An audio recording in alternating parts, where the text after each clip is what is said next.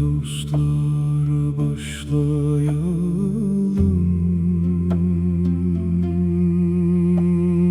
Küştep diye başlayalım.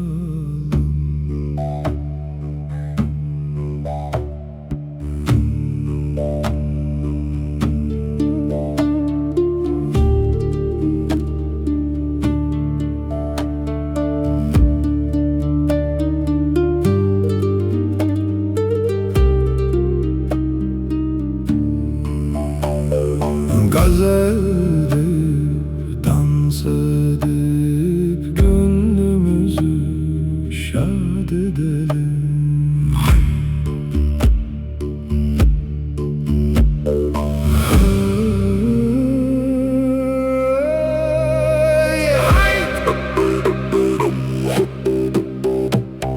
Hayt küş küş küştepti, gönül kuşu kanat açtı. Mert yiğitler bir olup toyun şanını yüceltti.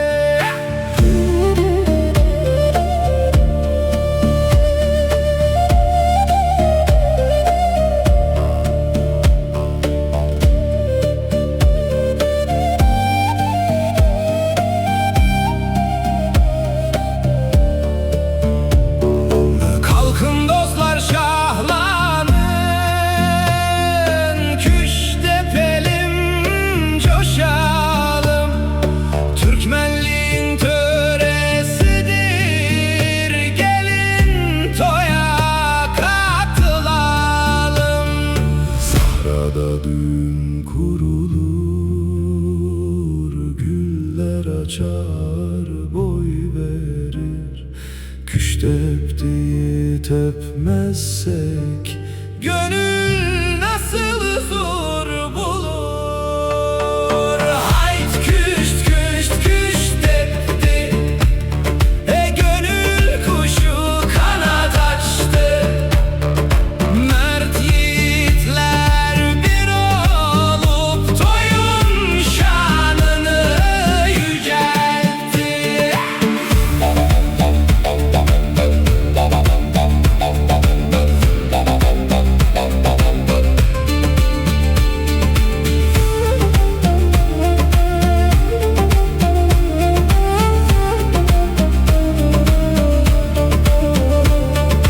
Gök mavi, yer aydın, Türkmenin geldi bahtı. Ömür küştepti dibine, şimdi şenlik var.